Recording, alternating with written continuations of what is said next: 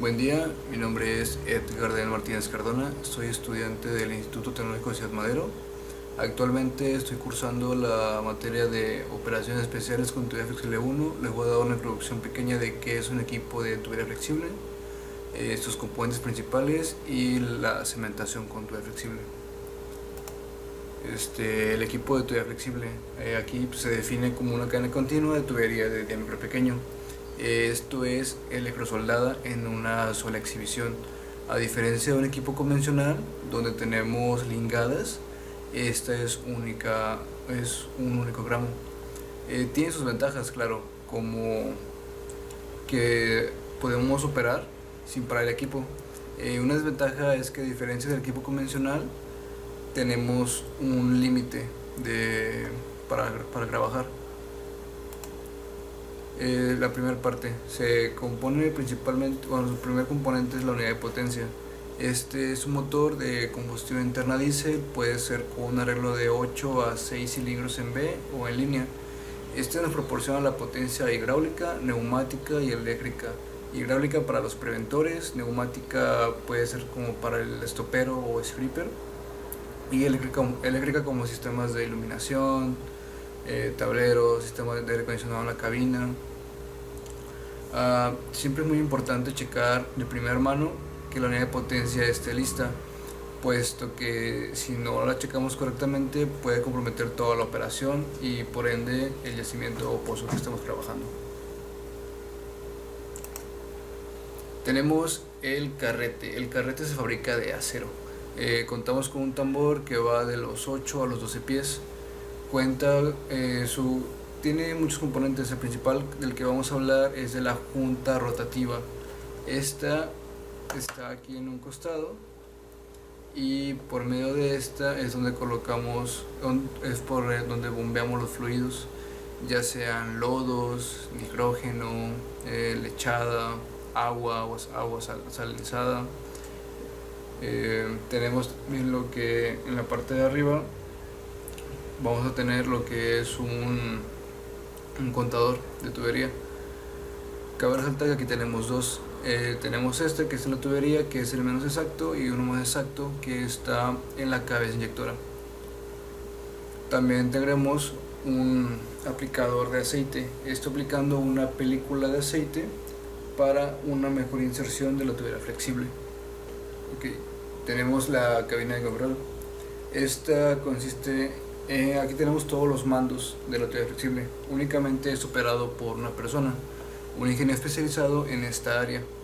Aquí lo que tenemos es las lecturas de la presión, de la ovalidad, del peso que tengamos en la tubería, los fluidos.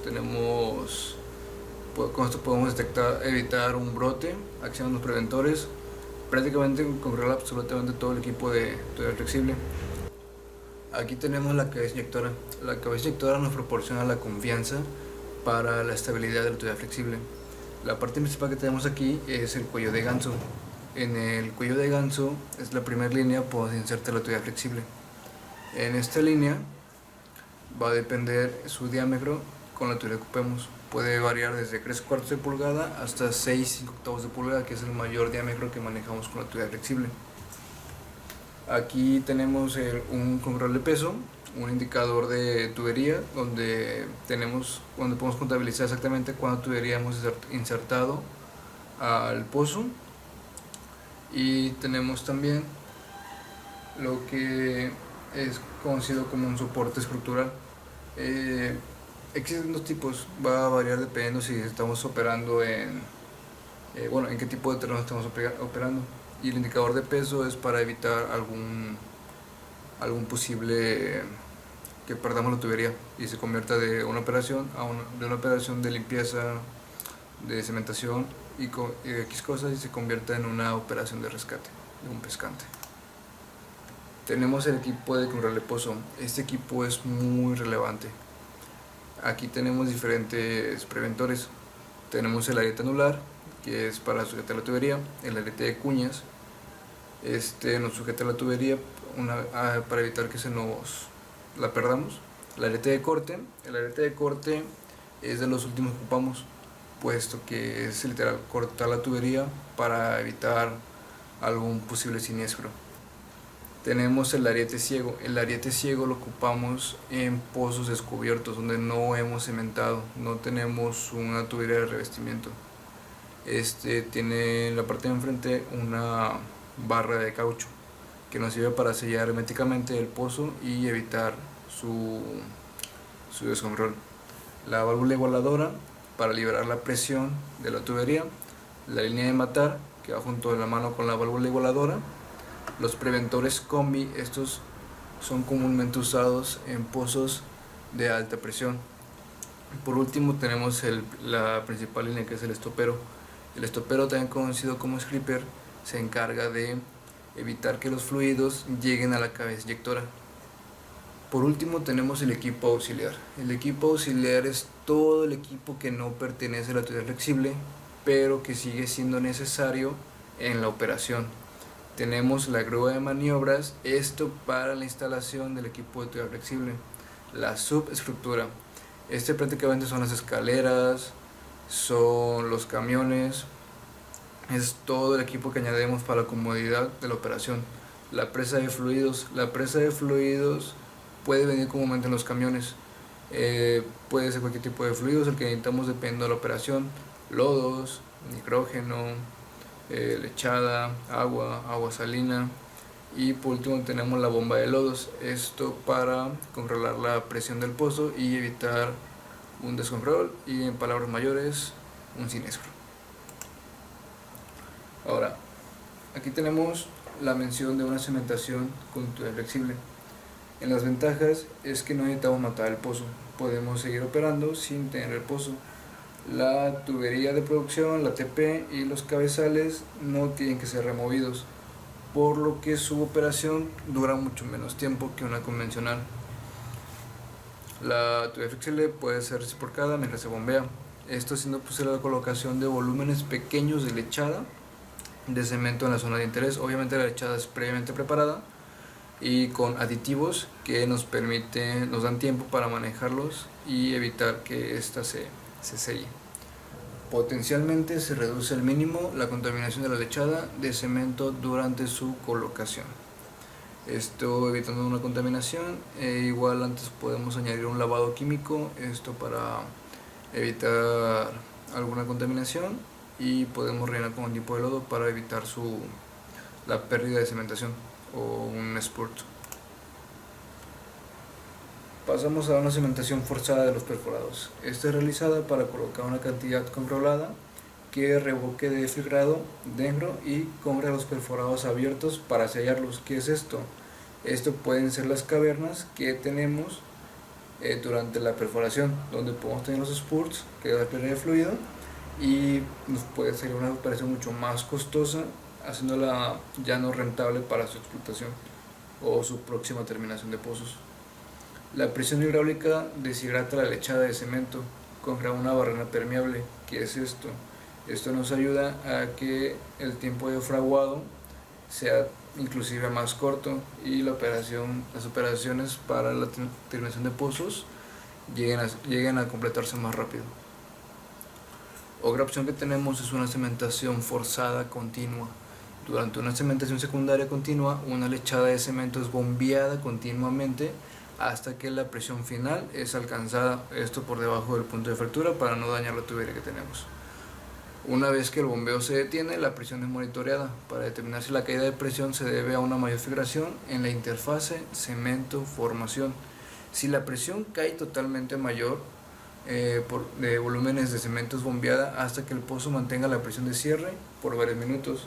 Siempre tenemos que tener regulado lo que es la presión de fluidos, el cemento que tenemos por fuera para fraguado y los fluidos que tenemos dentro de la tubería.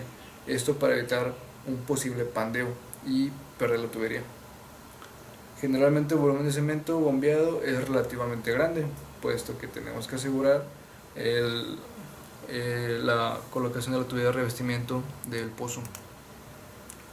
Tenemos la cementación forzada a través de tubería flexible, también conocida como braiding head.